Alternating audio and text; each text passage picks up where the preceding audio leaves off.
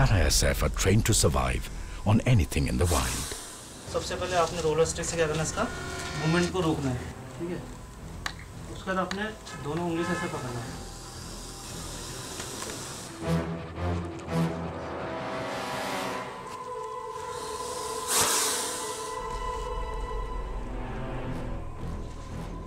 थोड़ा इसको स्लोप में रखना, सीधा नहीं रखना उसको। ये तुम्हारा डर निकालने के लिए, ठीक है, बस सेफ्टी का ध्यान रखना है। The list of must-dos goes on. The curriculum is tough, the timetable hard, with barely any time to sleep. Go down, go down, go down, go down, go down. And it doesn't end there. Once the probies are down and out, their sensory frontiers are also breached. कान के अंदर ही डालना, ऐसे। हाँ, ये लगा, ऐसे छूट गया, छूटना नहीं चाहिए। कहाँ हो गया? चलो एडवांस करो, ये एडवांस करो। ये लेटा, go down, go down, down, go down, सीधा। Once every inch of their body is covered in sewage, breakfast is served. No environment can get the better of a Special Forces operative. Sir, आपण OTA मधून प्रशिक्षित होऊन ग्रेनेडियर्सच्या 17th बटालियनमध्ये रुजू झालात. अतिशय प्रतिष्ठित अशा पॅरा स्पेशल फोर्सेसमध्ये असताना काउंटर टेररिझम ऑपरेशन्सचं समर्थपणे आपण नेतृत्व केलं. तसंच अतिशय दुर्गम अशा सियाचिन ग्लेशियर, ज्याला हायेस्ट बॅटलफील्ड म्हणतात, तिथेही आपल्या कर्तृत्वाचा ठसा आपण उमटवलात. आपण काँगोमध्ये सुद्धा युनायटेड नेशन्सच्या पीस कीपिंग फोर्स बरोबर आपल्या टीमचं नेतृत्व केलं. अतिशय गंभीर अशी राजकीय परिस्थिती आणि दबाव असतानाही आपण सक्षमपणे मोहीम राबवलीत. आपल्याबरोबर संवाद साधताना आज आमची ही मुलं एक वेगळीच ऊर्जा आणि एक वेगळी दिशा घेऊन जातील याचा मला नक्कीच अभिमान आहे आणि विश्वास आहे. सो सर्वदा शक्तिशाली, सर्वदा शक्तिशाली. एक स्पेशल फोर्सचं मला थोडक्यात जर आपण की हे जे भयंकर काय काय दाखवलं होतं, ही एक छोटी क्लिप बघितली आपण. स्पेशल फोर्सचं जे ट्रेनिंग आहे ते ऐकलं तर माणूस करू शकतो हा विश्वास जो कधी कधी आपण हे कसं करणार, का करणार, हा विश्वास आपला जातो की नाही. तर ह्या सरांनी जे स्पेशल फोर्सचं केलंय ते जरा मला घ्यायचंय आणि मग थोडंसं एक 4 सेकंड्सवर आधी काम करून मग पुढे जायचंय मला. सर फक्त स्पेशल फोर्सचं सांगा, मग थोडंसं मी पुढे जाते. स्पेशल फोर्सेस म्हणजे ते फोर्सेस ज्यांना स्पेशल ऑपरेशन्स किंवा स्पेशल रिस्पॉन्सिबिलिटीज दिल्या जातात. म्हणजे सर्वात जे डेंजरस टास्क असतात लढाईमध्ये ते स्पेशल फोर्सेसला दिले जातात. आणि आपल्या भारतात डोंगर आहेत, वाळवंट आहे, समुद्र आहे, जंगल आहेत. तर प्रत्येक एरियासाठी एक डेडिकेटेड स्पेशल फोर्स आहे. म्हणजे जंगलात काम करण्यासाठी एक जंगलाचा ट्रेंड स्पेशल फोर्स आहे. डेझर्टसाठी तसंच आहे. तर त्याची जी प्रोबेशन असते, एक प्रोबेशन म्हणजे माहिती आहे तुम्हाला, जे सिलेक्शन क्रायटेरिया असतो तो 90 डेजचा असतो. म्हणजे 90 डेज म्हणजे 3 महिन्यांचा. तर त्या 3 महिन्यामध्ये जर तुम्ही सिलेक्ट झाला, 3 महिन्याच्या फिजिकल ट्रेनिंगमधनं आणि मेंटल ट्रेनिंगमधनं जेव्हा तुम्ही पास होता, तेव्हा तुम्ही स्पेशल फोर्स पॅरा कमांडोज हा तुम्हाला टायटल मिळतो. आणि त्याच्याबरोबर तुम्हाला एक मरून बेरे मिळते. बेरे म्हणजे टोपी जी फौजी घालतात त्याला बेरे म्हणतात. तर मरून बेरे जो घालतो तो स्पेशल फोर्सेसचा असतो. आणि हे किती टफ आहे तुम्ही बघितलं हे. त्यामुळे आपले सर्जिकल स्ट्राईक्स वगैरे छान होऊ शकतात, बरोबर. आता मला तुम्हाला सांगायचं की सरांचा आजचा विषय आहे courage to commitment, 4 seconds to go. त्या 4 सेकंड्सची एक जरा मला तुम्हाला थोडी बॅकग्राऊंड द्यायची आहे. पण त्याच्या आधी इथे आपल्यासमोर इथे लिहिलेलं जे आहे हे तुम्ही वाचलंय का? वाचलंय? हां, तर हे वाचा बरं, काय लिहिलंय.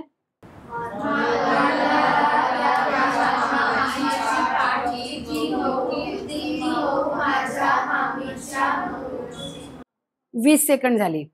हे आपल्याला 4 सेकंडमध्ये करायचंय, 4 सेकंडमध्ये म्हणायचंय. ओके, मी दाखवते तसं तुम्हाला म्हणायचंय. मालवणला राहते माझ्या मामाची पाठ जितकी मऊ तितकी मऊ माझ्या मामीच्या मोरूची माऊ म्हणा.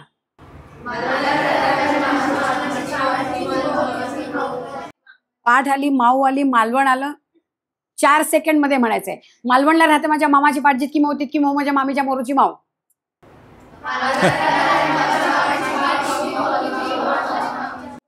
9.5 सेकंड झाली. ओके, हिंदी बघूया. तेजपुर में रहते मेरे ताऊ की तलवार, जितनी तेज उतनी तेज मेरे ताई की लंबी जुबान. 4 सेकंड. ताऊकडे तलवार गेली, तलवारीकडे तेज आलं. ओके, हे म्हणा, हे 4 सेकंड मध्ये म्हणा.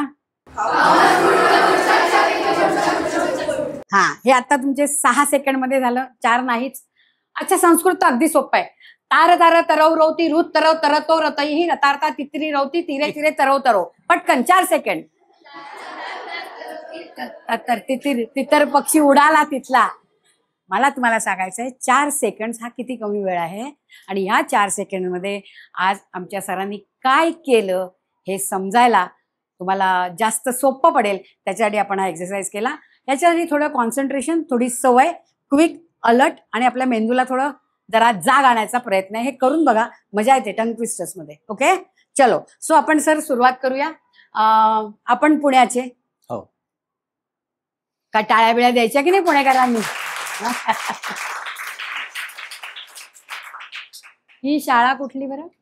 विद्याभवन हायस्कूल. हा, आणि हे कॉलेज? हा, BMCC. ओके, मला असं कळलं की तुम्ही शाळा कॉलेजमध्ये खूपच गुड बॉय होता. नाही. आणि म्हणून वडिलांनी ठरवलं किंवा काहीतरी की हे साहेब आर्मीमध्ये गेले तर जास्त बरं, असं वडिलांना वाटलं असेल. पण वडिलांना नाही वाटलं. त्याच्या आधी ज्याला वाटलं त्यांनी ते कसं केलं? सर, तुम्हाला युनिफॉर्म घालावं असं स्वतःलाच वाटलं, ते कसं काय? बेसिकली माझे आजोबा आर्मीमध्ये होते. त्यांनी 3 लढाया लढल्यात. सेकंड वर्ल्ड वॉर, 4 लढाया, सॉरी. सेकंड वर्ल्ड वॉर काश्मीरमध्ये, चायना अगेन्स्ट आणि पाकिस्तान अगेन्स्ट. आणि त्यांचं पोझिशन होती कमांडंट. तर त्यांच्याबरोबर माझं 2 वर्ष मी तिकडे स्कूलिंग केलं होतं, त्यांच्याबरोबर राहत होतो. तर तिकडे मला हॉर्स रायडिंग, टँक्स वरती फिरणं, टँक्स चालवणं हे मी तिकडे शिकलो. आणि तेव्हापासून मी ठरवलं की मला मोठं होऊन आर्मी ऑफिसर बनायचंय. म्हणजे तुमची धैर्याची सुरुवात ही साधारण त्या वक्ताला, त्या वेळेला झाली जेव्हा तुम्ही साधारण ह्या मुलांच्या वयाचे होता? नाही, त्याच्या आधी झाली होती ऍक्च्युली. ते 4थ्या वर्षी. हा, ते टिळक टँक म्हणून इकडे एक स्विमिंग पूल आहे. आत्ता जसा टिळक टँक दिसतो तसा तेव्हा नव्हता. तेव्हा बेसिकली हिरवं पाणी होतं आणि खालती सगळी उबड खाबड जमीन होती आणि फ्रेश वॉटर पूल होता तो. खालनं वॉटर स्प्रिंग्स होत्या, त्याच्यानी तो रिप्लेनिश व्हायचा. तर त्याच्यात आमचे सगळे घरचे स्विमिंग येतं सगळ्यांना म्हणून, आणि आमच्या मागेच तो पूल आहे. तर मला साधारण मी 4 वर्षाचा असीन तेव्हा माझे आई वडील तिकडे घेऊन गेले आणि रिसबूड सरांकडे मला सांगितलं की हे तुझे कोच आहेत. तर रिसबूड सरांनी मला चॉकलेट दिलं. मी ते चॉकलेट उघडत होतो तेव्हा त्यांनी माझे हात पकडले आणि पाण्यात फेकून दिले. आणि त्याच्या आधी मी त्या पाण्यात एक बेडूक पोहताना दिसला होता मला. तर ते मला जरा भीती वाटत होती, पण त्या बेडकाच्याच पाण्यात मला त्यांनी टाकून दिलं. कसा बसा मी बाहेर आलो रडत रडत, परत हात पकडले आणि परत टाकून दिलं. असं 2-3 वेळा झालं. मग मला सवय झाली. आणि दुसऱ्या दिवशी मीच त्यांना म्हणालो की मला, आई बाबांना, की मला परत स्विमिंग पूलला घेऊन जा, मला आवडलं. मग तेव्हापासून मला ती भीती त्यांनी तशी घालवली. खरे, म्हणजे धैर्याची सुरुवात ही 3.5-4 वर्षापासून झाली आणि मग ती पुढे कमिटमेंट पर्यंत कशी आली आपण नक्की बघूया. सर, OTA मध्ये म्हणजे ऑफिसर्स ट्रेनिंग अकॅडमी चेन्नई, तिथे तुम्ही जायचं ठरवलं आणि तुम्ही तिथे एंटर झालात चेन्नईला. मग तुमचं एकदम, आता आपल्या शाळेत स्वागत करतात ना मुलं आली की एकदम, तर त्यांचं पण स्वागत झालंच असेल ना? तुमचं स्वागत झालं असेल ना सर? काय झालं होतं? बेसिकली शाळा OTA ही एक तशी शाळाच आहे, ट्रेनिंग अकॅडमी आहे. तर तुमच्या इकडे कसे असे वेगळे वेगळे हाऊसेस असतात, रेड, ब्लू, ग्रीन, येल्लो, तसे आमच्या इकडे कंपनीज होत्या. तर कंपनी ही, जसा मी कंपनी ही माझं हाऊस होतं, यू कॅन से. तर हे माझे वडील आहेत. मी साधारण एक 4:30-5 ला अकॅडमीमध्ये पोचलो आणि मला माझं बेड मिळालं, कपाट मिळालं, त्याच्यावर माझं नाव वगैरे टाईप्ड होतं. तर मला फार बरं वाटलं की ऑफिसरची लाईफ आता चालू झाली. तर एक सिनियर होता, नाव काय लिहिलं होतं तुमचं? GC Gaurav Godbole, Cadet. GC gentleman cadet Gaurav Godbole. Gentleman cadet म्हणून ते तिथे त्यांना मजा आली नाव लिहिलं. आमची ती रँक असते, first rank is First. Gentleman cadet Gentleman GC. cadet. तर तेव्हा तो एक सिनियर होता, आदित्य सिंग चौहान. तर तो ब्रेकवरती होता, त्याला पायाला काहीतरी झालं होतं म्हणून तो मेडिकल लीव्हवरती होता. तर तो हॉकी स्टिक घेऊन इकडे तिकडे फिरत होता. तर त्यांनी मला विचारलं की कुठली कंपनी आहे. तर जसा मी पहिल्यांदा ऐकलं होतं आयुष्यात. तर मी चुकून म्हणालो जेसिमा. तर तो म्हणाला की ओके, बेंड म्हणजे वाकायचं खालती. वाकलो, त्या हॉकी स्टिकनी माझ्या मांड्यांवरती जोरात मारलं. पहिल्यांदा मला कोणीतरी हॉकी स्टिकनी मारलं होतं. मी उठलो, म्हणलं कोणसी कंपनी. तर यावेळेस मी जस्मानी म्हणालो. म्हणलं परत मारलं. मग मला राग आला, मी त्याला ढकललं. म्हणलं यार तो म्हणला तू मला कसं ढकलू शकतो. म्हणलं बघूया आपण काय करतोस तू. आणि तो गेला. मग आमचा डिनरचा वेळ झाला होता, तर आम्ही सगळे ज्युनियर्स एका ग्रुपमध्ये डिनरला गेलो. परत आलो तर माझा एक चुलत भाऊ होता, सुशांत गोडबोले म्हणून. त्याची आई इकडे शिकवायची, PE होती ती इकडे. तर आम्ही दोघं गोडबोले या जसामी कंपनीमध्ये होतो. आणि त्यांना विचारलं की आम्ही जेव्हा सगळे आलो तेव्हा सगळे सिनियर्स बाहेर उभे होते. म्हणले गोडबोले कोण आहे. तर तो माझ्या आधी आला होता. तर त्याला माहिती होतं की काहीतरी लफडं झालंय. तर त्यांनी हळूच हात वरती केला आणि मी पण हात वरती केला. तर तो म्हणला सुशांत तूने आज कोण आहे गोडबोले. मी हात वर म्हणलं बाहेर आलो. तर आदित्यला विचारलं की यही था क्या. म्हणलं हा यही था, इसको बाथरूम में ले चलो. बाथरूम मध्ये घेऊन गेले. कपडे उतारो इसके. कपडे काढले आणि कमोडवरती मला हँडस्टँड करायला लावला. हँडस्टँड म्हणजे हातावरती उभं राहणं, शीर्षासन बेसिकली. आणि मग हँडस्टँड केला आणि माझ्या पायावरती मग हॉकी स्टिकनी मांड्यांवरती मारायला लागले परत. आणि हळूहळू मी खालती जायला लागलो. तर ते म्हणले यार ये थक गया है, इसको थोडा रिफ्रेश करू. म्हणून त्यांनी फ्लश सोडला. आणि मग मी परत वरती आलो. परत मारलं एक 5-10 मिनिटं आणि मला मग तसाच सोडून दिला. आणि माझ्या ज्युनियर्स म्हणजे माझ्या कोचमेट्स सांगितलं यार इसके कपडे डालो इसको और ले जाओ. तर मग कपडे घातले आणि मग मला घेऊन गेले. तर माझं हे वेलकम. हे तुमचं वेलकम होतं. हे जे तुम्ही दिसतंय, ही जी पॅन्ट आहे ही मी पुण्यातनं शिवून गेलो होतो. तेव्हा माझी कंबर होती 34 इंच. त्यांनी जी शिवली होती पॅन्ट ती मला 30 इंचाची दिली. म्हणलं ही कशी होणार मला 30 इंचाची. म्हणलं होईल. आणि मी ज्या दिवशी घुसलो ते कसं बसं ते बंद केली होती मी पॅन्ट. आणि 8व्या का 9व्या दिवशी मला ही पॅन्ट फिट व्हायला लागली. तर 34 वरनं 30 मी 8 दिवसात आलो होतो. अंडाडीज एक्सरसाइज आणि तुमचं सगळं फिटनेस मध्ये ते राज आहे त्याचं. बरोबर आहे, राईट. मग हे काय सर? हे आमचं POP आहे, passing out parade. Passing out parade म्हणजे इथून तुम्ही लेफ्टनंट गौरव गोडबोले म्हणून तुम्ही बाहेर पडलात OTA मधनं, राईट. आणि मग तुमचं पोस्टिंग झालं ते राजस्थान. राजस्थानची हवा, वातावरण काय सांगाल? फर्स्ट पोस्टिंग राजस्थानमध्ये होतं. तर तिकडे बेसिकली मी सप्टेंबर 2000 मध्ये राजस्थानला पोचलो कमिशन घेऊन. आणि डिसेंबर 2001ला पार्लमेंटवरती अटॅक झाला होता. तर त्याच्यात आम्हाला जान 2002 पासून आम्हाला राजस्थानमध्ये जैसलमेर सेक्टर आहे, जैसलमेर सेक्टरमध्ये आम्हाला डिप्लॉय झालो होतो आम्ही. तर बेसिकली हे जे फेन्सिंग दिसतंय हे ह्या बाजूला आपला भारत आहे आणि ह्या बाजूला ही एक अशी फेंट लाईन दिसत असेल तर ही दिसते तुम्हाला फेंट. इकडे हे बॉर्डर पिलर्स, ही बेसिकली इंटरनॅशनल बॉर्डर आहे. इकडे बॉर्डर पिलर्स आहेत, त्याच्यावरती नंबर्स लिहिलेले असतात. आणि ह्या लाईनच्या त्या बाजूला पाकिस्तान आहे. तर ह्या लाईन पर्यंत आपली हे फक्त या लाईनपासून साधारण 70 मीटर 100 मीटर अलीकडे हे आपण एक फेन्सिंग बांधलंय. म्हणजे तिकडून लोक आत नाही येऊ शकणार. म्हणून हे सगळं फेन्सिंग तुम्हाला एकदम होरायझन पर्यंत दिसत असेल, हे सगळं फेन्सिंग आहे. आणि हा एका सँड वरनं उभा राहून मी हा फोटो काढलाय बेसिकली. सर ही IB म्हणजे इंटरनॅशनल बॉर्डर, हो. LOC म्हणजे लाईन ऑफ कंट्रोल, बरोबर आहे. Actual line of control he China बरोबर आहे, त्याला ALC म्हणतात.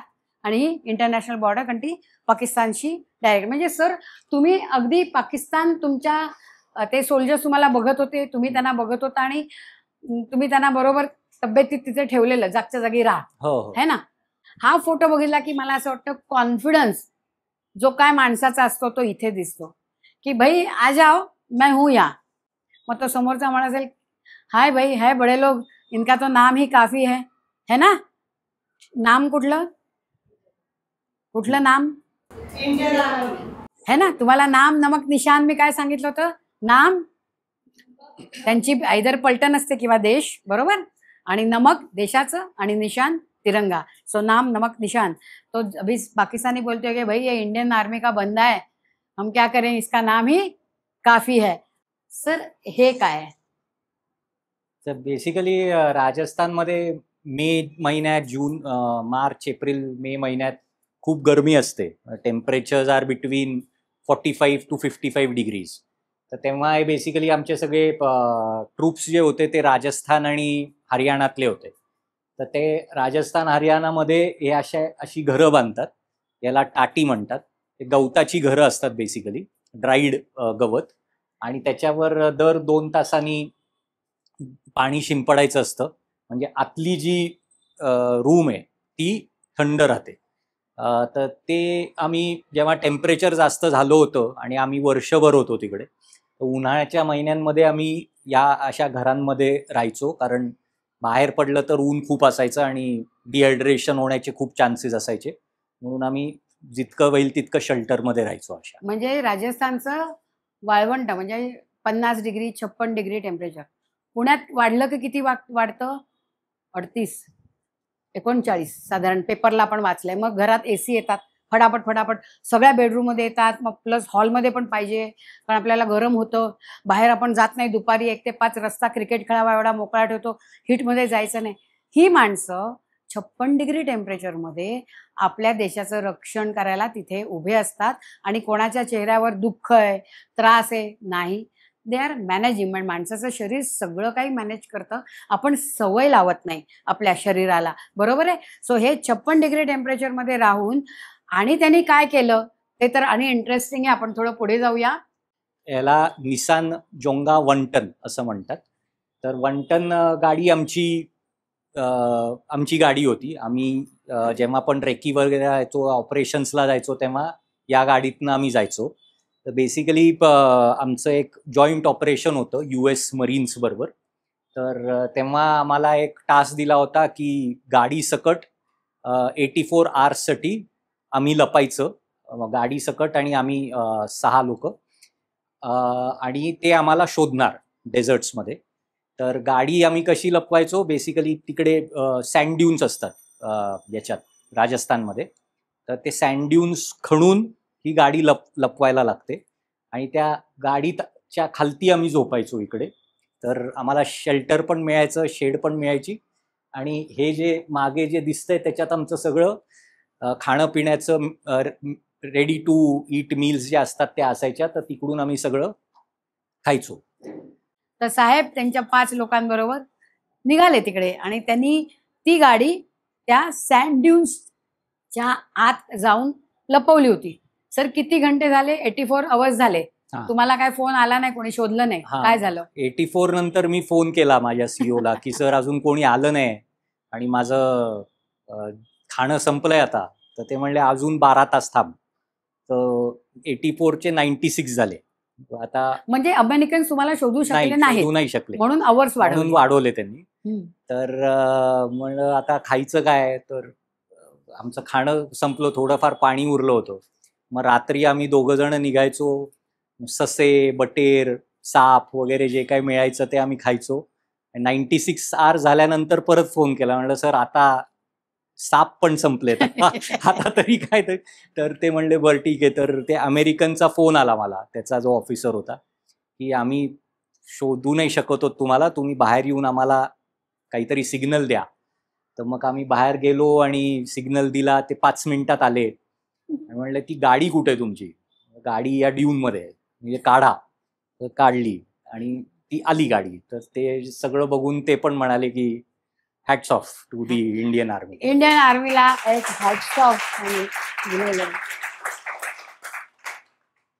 सर म्हणजे 56 डिग्रीज रणरणत राजस्थान झालं आणि मग नंतर याला असं म्हणतात की अगर जन्नत जमी पर कही है तो यही है, यही है, यही है. म्हणजे जर स्वर्ग कुठे आहे पृथ्वी तलावर तर तो इथेच आहे, इथेच आहे, इथेच आहे, असं काश्मीर. तर तिथून ते आले काश्मीरमध्ये. म्हणजे हे इतकी सुंदर व्हॅली वगैरे. आता तिथे काय मस्त ना लाईफ. पण हे बघा काय सर, हे काय आहे? हे बेसिकली मी पुलवामामध्ये होतो. पुलवामा नाव ऐकलं सगळ्यांनी? अटॅक वाचला, ऐकला? साऊथ काश्मीर. तर पुलवामामध्ये मी कंपनी कमांडर होतो आणि हा मी आहे. हा माझा एक कलिग आहे दुबे म्हणून. आणि हे आम्ही ऑपरेशनवर चाललोय बेसिकली. आणि पुलवामामध्ये हे काउंटर टेररिझम ऑपरेशन्स आम्ही भरपूर केले. तर त्याचे बेसिकली फोटोज आहेत. त्याचे फोटो आहेत. तर हा एक फोटो, हा स्टॉक फोटो आहे. म्हणजे हा सरांनी काढलेला नाही, हा मी स्टॉक मधनं घेतलाय.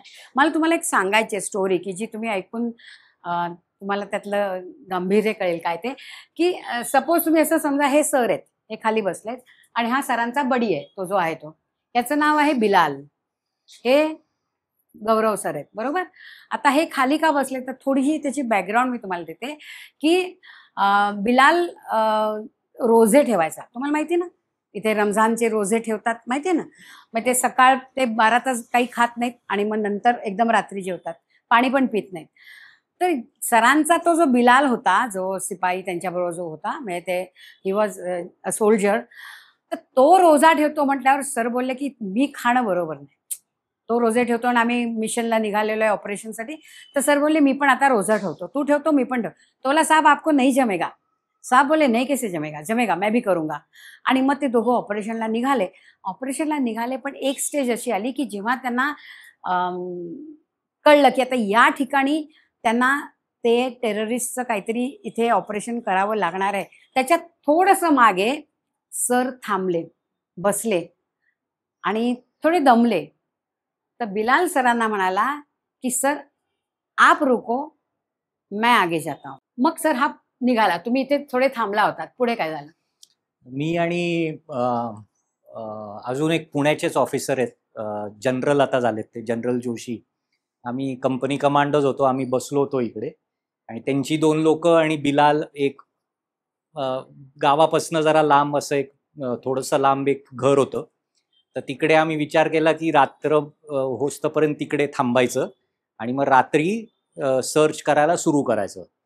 तर तिकडे बिलाल आणि 2 जण गेली आणि त्याच घरामधनं आम्हाला फायरिंगचा आवाज आला.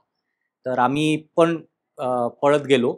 तर मी घराला वळसा घालून असा पुढे आलो आणि मला ती 2 दिसली जोशी सरांच्या टीममधली आणि बिलाल दिसला नाही. तर बिलाल एक बॉडी होती, तर ती बिलालला गोळी लागली होती आणि तो ही वॉज डेड.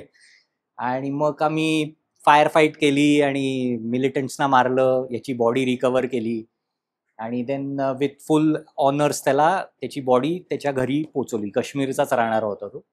तर तेव्हा पण मी तेव्हापासनं एक हे केलं की जेव्हा पण रोजा असेल, रमजानचा महिना असेल, तेव्हा मी पूर्ण महिना तो फास्ट करीन.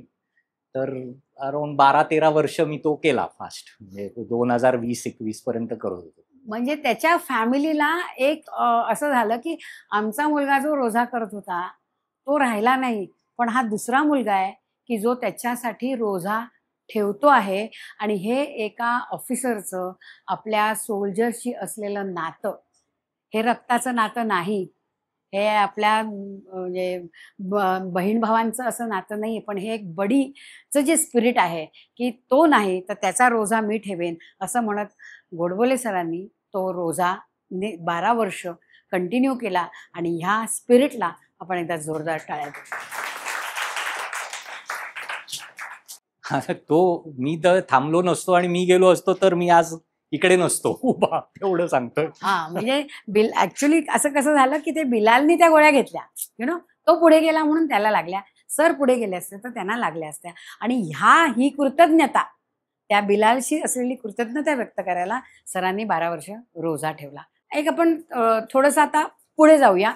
म्हणजे राजस्थान संपलं, काश्मीर संपलं, तर जरा पुण्या बिण्यात यावं नाही. सर कुठे गेले? सियाचीन ग्लेशियर. म्हणजे पंचमहाभूतांशी सामना, शत्रू परवडेल पण पंचमहाभूतांशी सामना देत त्यांना तिथे थांबावं लागतं. आणि म्हणून हे अतिशय उंचावरचं हे, कारण याच्यात इथे नुसतंच उभं राहायचं नाही आहे, समोर पाकिस्तानशी मुकाबला करायचा आहे. सियाचीन हे अक्साई चीन आणि पाकिस्तान याच्या मध्ये आहे. तर इकडनं जर हे बाजूला हटले तर चायना पण आत येऊ शकते, पाकिस्तान पण येऊ शकता. अशा जागी हे तिथे उभे आहेत. तर अशा ठिकाणी जेव्हा हे उभे राहतात तेव्हा ते म्हणतात, we do the difficult as routine, impossible may take little long. आणि म्हणून आम्ही म्हणतो सियाचीन सैनिक अजीत है अभीत है. काय आहेत? सियाचीन सैनिक अजीत है अभीत है. हे हायेस्ट बॅटलफील्ड आहे. आता इथे जाण्याचा जर्नी, तिथे राहण्याचा जर्नी आणि तिथे घडणाऱ्या गोष्टी या सगळ्या अतर्क्य या शब्दाखाली येतात. आपण पुढे जाऊया. आता हे जे आहे हे सरांचे फोटो. सर सांगा हे काय आहे? खारदुंगला ऐकलंय तुम्ही नाव? Khardungla highest motorable road in the world. Khardungla तो साधारण एक 18,000 फीटावर, 18,500. म्हणजे लेहवरनं नुब्रा व्हॅलीला जायला लागतं, तेव्हा तो खरदुंगला पास क्रॉस करायला लागतो. तर तिकडे एक नॉर्थ कुल्लू म्हणून कॅम्प आहे, आर्मीचा कॅम्प आहे. तर आम्हाला जेव्हा पोस्टवरती जायचं असतं त्याच्या 1 महिनाभर आधी आम्ही इकडे येऊन ॲक्लमटाईज करतो. ॲक्लमटाईज म्हणजे बॉडीला सवय करून घेतो त्या हाईटची. 18,000वरनं जेव्हा तुम्ही अजून वरती जाल, 20,000वरती जाल, तेव्हा एक टप्पा तिकडे तुम्हाला 1-2-3 दिवस राहायला लागतं. 2,000 जरी फीट जरी हाईटचा फरक पडला तरी तुम्हाला ऑक्सिजन ब्रीदिंगमध्ये प्रॉब्लेम येतो, खाण्यापिण्यात प्रॉब्लेम येतो, खूप हेल्थ प्रॉब्लेम्स होऊ शकतात. म्हणून बॉडीला ॲक्लमटाईज करायला लागतं वेगळ्या वेगळ्या हाईट्सला. ॲक्च्युअल पोस्टला जास्त पर्यंत. तर north Kullu was the first stage of the acclimatization. North कुल्लूवरनं तुम्ही इथे आलात. तर ही आमची पोस्ट आहे, दास पोस्ट. आणि हा .5353 आहे. आणि हा एक फ्लॅट एरिया आहे. ही पाकिस्तानी पोस्ट आहे. याचं नाव आहे चाबी फ्लॅट. तर याच्यावरती आम्ही फायरिंग करतोय चाबी फ्लॅटवरती. आणि त्यांचा इकडे एक पोस्ट होता, ऑब्झर्वेशन पोस्ट. आणि हा मी आहे आणि ही हेवी मशीन गन आहे, याच्यानी आम्ही फायर करतोय तिकडे. याच्याने त्यांचं फायरिंग चाललंय तिकडे.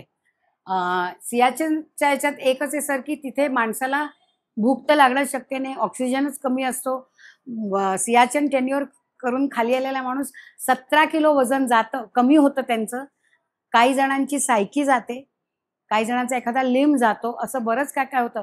पण तरीही सियाचीन हे माझ्या मते व्हॉलेंटरी घेता तुम्ही का कंपल्सरी असतं? नाही, युनिट्स जातात तिकडे. मी व्हॉलेंटियर म्हणून. तुम्ही म्हणजे हे व्हॉलेंटियर म्हणून त्या ठिकाणी सियाचीन ग्लेशियरला गेले होते. हे ग्लेशियरचं पण एक चाम अनुभवायला. आता सर हे काय आहे? ही 3 मे 2003 ला वर्ल्ड कप झाला होता साऊथ आफ्रिकेमध्ये. आणि 3 मेला इंडिया वर्सेस पाकिस्तानची मॅच होती. तर तेव्हा आम्हाला काही माहिती नव्हतं कारण आम्ही पोस्टवरती होतो. पण अचानक पाकिस्ताननी आमच्यावरती फायरिंग सुरू केलं. आणि आम्ही विचारलं की काय झालं बाबा. तर आम्हाला खालनं सांगितलं की सचिन तेंडुलकरनी शोएब अख्तरला 18 रनसाठी मारलं एका ओव्हरला. तर तुमच्या वडिलांना विचारा या मॅचबद्दल, ते सांगू शकतील. तर तेव्हा हे कळाल्यावर म्हणून मी तो विक्ट्री साईन दिली आणि तेव्हा फायरिंग होत होतं ऍक्च्युली. म्हणजे वरती फायरिंग चाललंय, पाकिस्तानाने ह्यांच्यावर फायरिंग केलं. तिथे त्या शोएब अख्तरला सचिन तेंडुलकरनी अशा रीतीने जबाब दिला म्हणून. आणि हे त्याच्यामध्ये बसून हसतायत. माणसाच्या करेजची लिमिट आहे की नाही सांगा तुम्ही मला, की हे इथे बसून हसू शकतो एखादा माणूस. वरतून पोफगोळ्यांचे आवाज चाललेत आणि आतून ए किया क्या म्हणून जे म्हणणं, हा एक स्वभाव धर्म बघा की त्याच्यामुळे लाईफ सुकर होतं. कठीण परिस्थितीत म्हणजे रडतच ते करायचं आणि हसत पण तेच करायचं. तर हसत करताना जास्त सोपं वाटतं की नाही. तर त्यामुळे हे असे तिथे बसलेले आहेत. ही असं सगळं ते वातावरण आहे. किती वय सर तुमचं साधारण? 23-24 असं. 23-24 वय. म्हणजे जेव्हा खरं व्हॉट्सअप कॉलवर है ना मैत्रिणींशी गप्पा मारायच्या किंवा बरिस्तामध्ये जायचं किंवा नाईट आउट्स करायचे आणि मजा करायची आणि मग आपलं काम वगैरे करायचं. त्या काळात अशा ठिकाणी राहायचं जिथे जीवन मरणाचा प्रश्न आहे आणि जिथे तुमच्या हाताखाली 120 आणि 100 माणसं तुमच्याकडे एक अफसर म्हणून बघतायत. तुमच्याकडनं वागण्यावरनं ते वागणार आहेत, त्यांचं वागणं ठरवणार आहेत. केवढी मोठी जबाबदारी ही इंडियन आर्मीची मुलं अगदी छोट्या वयापासून शोल्डर करतात, आपल्या खांद्यावर घेतात ती जबाबदारी. आपण पुढे जाऊया. सर तुम्ही हे हेलिपॅड एकमेव तिथे होतं, त्याच्यावर हा तुमचा सोफा असल्यासारखे झोपलाय. काय? हेलिपॅड बेसिकली सियाचीन ज्या हाईट वरती आहे तिकडे सारखी लोक प्रोव्हिजन्स म्हणजे आमचं खाणं पिणं पोचवायला इम्पॉसिबल असतं, कारण खूप hardly distance is just 5 odd kilometres from the base camp, पण हाईट खूप आहे. तर लॉजिस्टिकली सिम्पल करायला तिकडे सगळ्या पोस्टवरती हेलिकॉप्टरनी खाणं येतं, आपलं केरोसिन येतं, पाणी येतं, चॉकलेट्स येतात, ड्रायफ्रुट्स येतात, व्हॉट एव्हर. तर ते हेलिपॅड आहे. तर तिकडे ऊन आलं होतं म्हणून मी जरा झोपला होता, ऊन आलं होतं म्हणून. आणि सर अशा रीतीने तुमच्याकडे ते सामान हेलिकॉप्टर मधनं यायचं? हा, तर हे बेसिकली हे हेलिपॅड आहे जे मागच्या फोटोमध्ये पाहिलं तुम्ही. आणि हे हेलिकॉप्टर आहे. तर हे 2 पायलट्स आहेत आणि ह्याच्या मागे सगळं पोस्टचं प्रोव्हिजन्स असतात, सप्लाय, खाणं पिणं, कपडे, हा सगळं, मेडिसिन सगळं. आणि ही जी लोक आहेत ती आमचेच जवान आहेत. तर हे सगळं उतरवतात, 5 मिनिटाच्या आत उतरवतात आणि 5 मिनिटात हेलिकॉप्टर गोज बॅक. कारण ते 15 पोस्टना हेलिकॉप्टरनी प्रोव्हाइड करायचं असतं. तर they just wait for 5 minutes and then they fly to another post. म्हणजे 16,000 फुटावर, 17,000 फुटावर सगळ्या वेगवेगळ्या ठिकाणी जाऊन हे प्रोव्हाइडेड हवा चांगली असेल. म्हणजे हेलिकॉप्टर उतरवायला हवा पाहिजे चांगली, नाहीतर तुमचं संपलं असेल सामान तर वेट, जोपर्यंत सामान येत नाही तोपर्यंत तुम्हाला थांबावं लागतं. तर हे वातावरण चांगलं म्हणून हे हेलिकॉप्टर 5 मिनिटं उभं राहू शकलं. पण आपण जरा आता मेन याच्यासाठी जाऊया. सर ह्या डेटला 24 मार्च 2003 या डेटचा तुमच्या आयुष्याशी काही संबंध आहे? काय ते? 23 मार्चला आम्हाला जिकडे सियाचीनमध्ये जिकडे जिकडे आमच्या कॉम्प्लेक्समध्ये का पोस्टवरती जिकडे जिकडे काही मुवमेंट होते ती सगळ्या पोस्टना कळवली जाते की या पोस्टवरनं इतकी इतकी लोक या ठिकाणी जात आहेत. तर आम्हाला मिळाली, मी चंदन बेसवरती होतो आणि त्याच्या अलीकडचा कॅम्प चंदन 2 होता. तर चंदन 2 वरती माझ्या कंपनी माझा जो सिनियर कलिग होता त्याची टीम ॲक्लमटाईज होत होती आणि त्याचं पण नाव चंदनच होतं. तर त्याला एक टास्क मिळाला की एक ॲव्हलांच साईट आहे तो त्यांनी डिस्ट्रॉय करायचा आहे. ॲव्हलांच म्हणजे माहिती आहे काय? बर्फ खालती येतो खूप जोरात, पाहिला असेल TV वरती. तर ते असा हा डोंगर होता आणि इकडे असा बर्फ असा साठत साठत असा एक छोटासा डोंगर त्या डोंगरावरती झाला होता. तर ह्या हिस्स्याला म्हणतात कॉर्निस. तर कॉर्निस पडलं की ते ॲव्हलांच होतं आणि एकदम जोरात खूप फोर्सनी आणि प्रेशरनी खालती येतं ते. तर तो कॉर्निस ह्याला चंदन सरांना डिस्ट्रॉय करायचा होता. तर ते एक रॉकेट लॉन्चर आणि 4 लोक घेऊन गेले, 3 का 4 लोक होते, ते घेऊन गेले होते आणि ते रॉकेट लॉन्चरनी तो कॉर्निस उडवणार होते. तर ॲव्हलांच व्हायला काही निमित्त लागत नाही, तो छोटा आवाज पण ॲव्हलांच करू शकतो. तर रॉकेट लॉन्चरचा आवाज खूप मोठा असतो. तर त्यांनी रॉकेट लॉन्चर मारलं आणि त्या कॉर्निसवरती, पण त्यांच्या मागे अजून एक डोंगर होता. तर तिकडे पण खूप बर्फ साठला होता, पण that was not too dangerous. पण त्या आवाजामुळे तो ॲव्हलांच ट्रिगर झाला आणि तो सगळा खालती आला आणि यांच्या अंगावरती आला सगळ्यांच्या. तर ही 4 लोक जी होती ती सगळी आत रुतली बर्फामध्ये. साधारण एक 7-8 फीट बर्फाखालती ती लोक रुतली होती. तर 23 मार्चला रात्री हे झालं आणि 24 मार्चला जेव्हा ते आले नाहीत परत, तेव्हा सकाळी आम्हाला इन्फॉर्मेशन आली की यार ही 4 लोक परत आलेली नाहीयेत, so you take out a search party and find them out. तर मी चंदन बेसवरनं परत खालती आलो, चंदन 2ला 2 किलोमीटरचा डिस्टन्स होता. तर इकडे आम्ही आलोय, तर हा मी आहे, हा त्या चंदन 2चा बेस कमांडर आहे आणि हा डॉक्टर आहे आमचा. तर हा बेसिकली आम्हाला सांगतोय की एक्झॅक्टली कुठे ती गेली होती लोक आणि कुठे ॲव्हलांच झाला होता. तर हे ब्रीफिंग आमचं चालू आहे करताय. आणि हे पहाटे 5. हा, हे पहाटे 5-5:30ला झालं होतं. तर 5-5:30ला केवढा उजेड असतो सियाचीनमध्ये हे दिसतंय तुम्हाला मागे. 5-5:30ला ब्रीफिंग झालं. माझ्याबरोबर 3-4 लोक घेऊन गेलो मी आणि साधारण एक 6-7 तास आम्ही खणत होतो.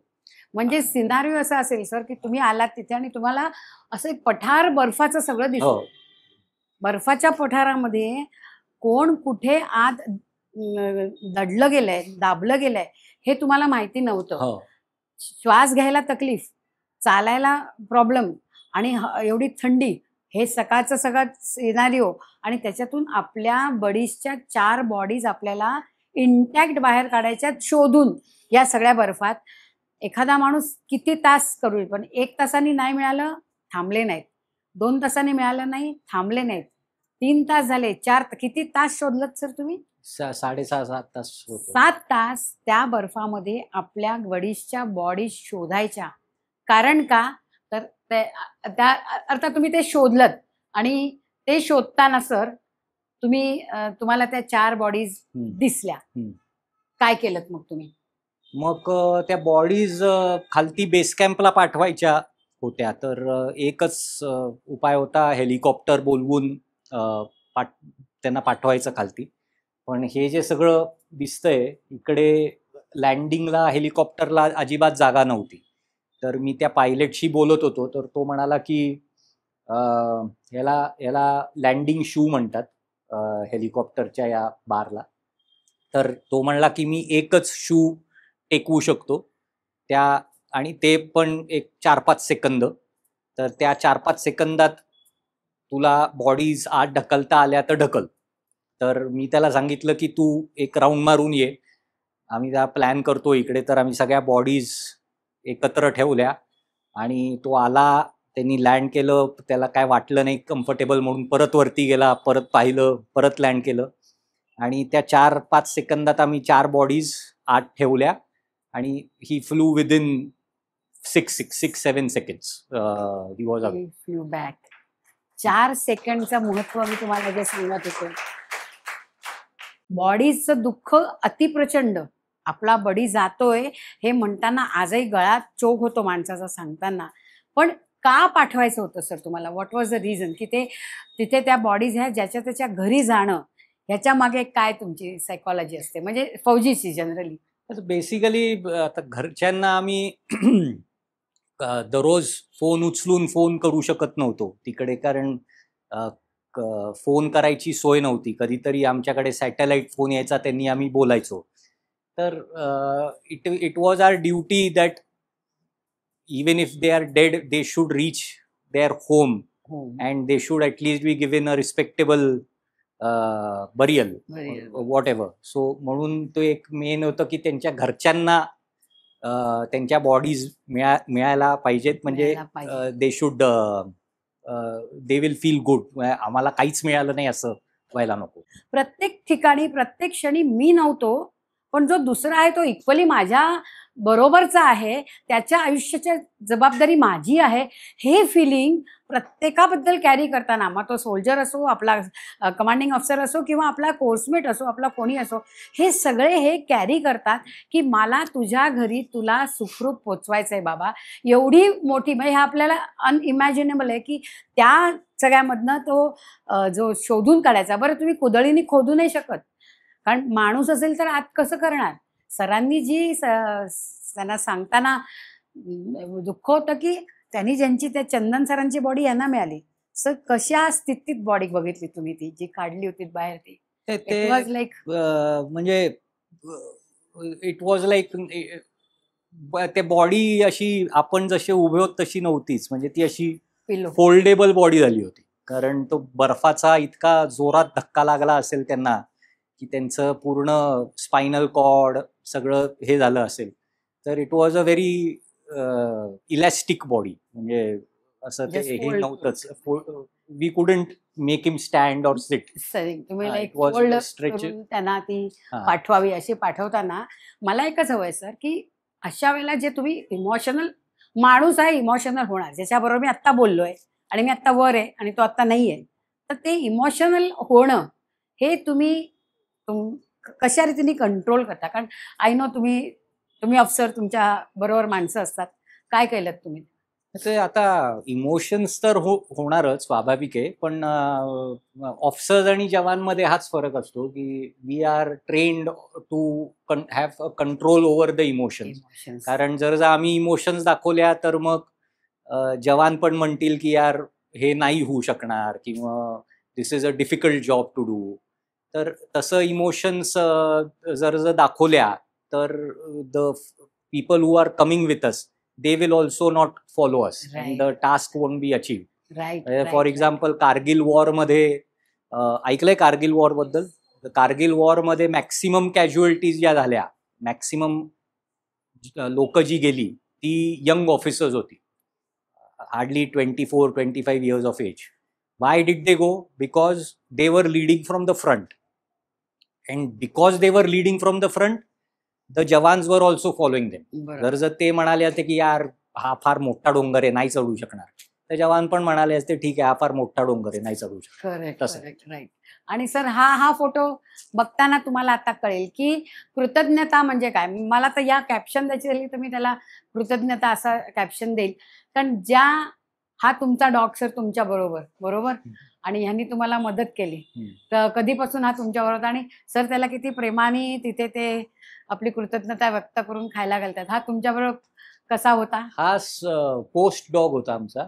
आता आम्ही त्याला नाव शेरू दिलं होतं, शेरू. बाकीच्यांनी खूप काय काय दिलं असेल माहित नाही, बरं. पण हा तिकडे आम्ही यायच्या आधीपासून होता. सो किंवा सिनियर टू यू. हा, तर तिकडे ते राहतात, अशी माउंटन डॉग्स म्हणतात त्यांना. तर दे स्टे ओव्हर देअर, आणि आम्ही गेलो तेव्हा पण तिकडेच होता. तर he used to be our guide, म्हणजे पेट्रोलिंग करताना दे हॅव अ सेन्स की बाबा कुठे काय डेंजर असू शकेल, ही जमीन कशी आहे काय आहे. तर we always use to follow them की हा जिकडे जाईल तिकडे आपण जायला पाहिजे, वी विल बी सेफ. तर तसं होतं. यांनी तुम्हाला त्या बॉडी शोधायला पण खूप मदत केली होती ना? हो. ते असे नखाने जिथे त्यांनी केलं तिथे जाऊन यांनी जेव्हा शोधलं तेव्हा त्यांना 1-2 बॉडीज बिकॉज ऑफ या शेरूमुळे मिळाल्या. शेरूसाठी जोरदार टाळ्या वाजल्या. सो सर, हा एक करेज टू कमिटमेंटचा एक जर्नी झाला, बरोबर आहे. मला एक सरांबद्दल असं म्हणावं वाटतं की ॲस्पिरेशन आणि स्केअरसिटी हे एक डेडली कॉम्बिनेशन आहे. स्केअरसिटी म्हणजे अभाव. तुम्ही बघितलं सगळीकडेच सगळ्याच गोष्टींच्या तुटवडा होता, अभाव होता, आणि ॲस्पिरेशन म्हणजे आकांक्षा, तरीही मी करीन, हे एक ॲस्पिरेशन, हे एक डेडली कॉम्बिनेशन आहे. आणि हे आपल्या बाबतीत अगदी यथार्थ हे वर्णन होऊ शकतं. म्हणजे राजस्थानचा 56 डिग्री असो, काश्मीरमधला 5 डिग्री 2 डिग्री किंवा -2-3 डिग्रीज असो, किंवा सियाचेनचं -42 डिग्री असो, आणि काँगो तर आणि एक वेगळाच प्रांत होता. ऑफिसर्स ट्रेनिंग अकादमीचं मी जेव्हा ती ओथ बघितली, हे सगळेजण मुलं ओथ घेतात तिथे कॅडेट्स म्हणून, आणि ती आयुष्यभर निभवतात. ती ओथ त्यांच्या रक्तात परिवर्तन होते, म्हणून ते तसे वागू शकतात.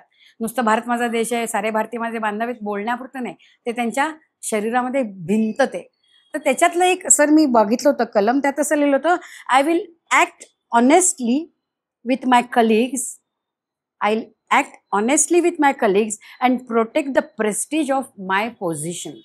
म्हणजे माझ्या सहकाऱ्यांशी मी प्रामाणिकपणे वागेन आणि माझ्या पदाचा, प्रतिष्ठेचं मी रक्षण करीन. म्हणजे आता त्यांनी सांगितलं की मी अफसर असल्यावर मला काय रीतीने रिॲक्ट व्हावं लागलं आणि कशा रीतीने माझी पोझिशन सांभाळावी लागली.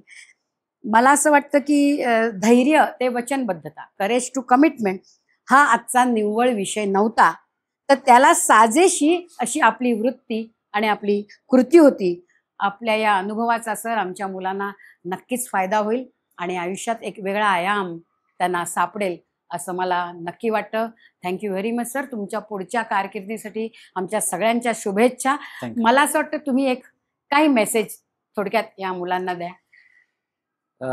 आता कमिटमेंट वरती आहे तर एक सांगायचं होतं की be committed to your self.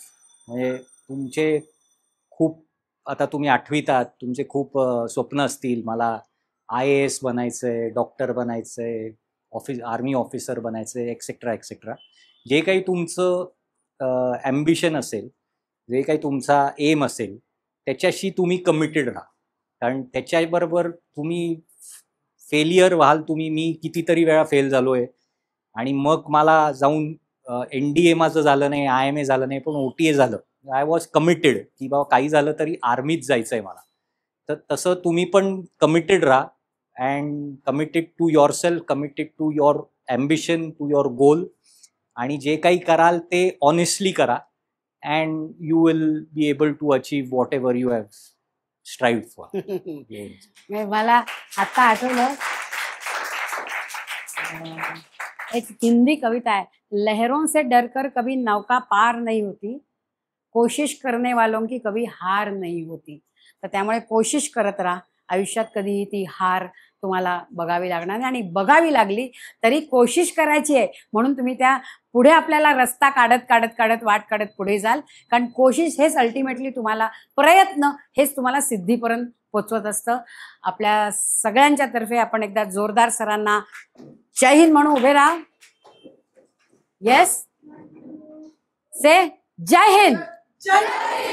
चलो, कोणाला शेक हँड करायचा आहे सरांशी? Thank you. Yes yes, come forward. चला. थँक्यू. थँक्यू. थँक्यू. थँक्यू.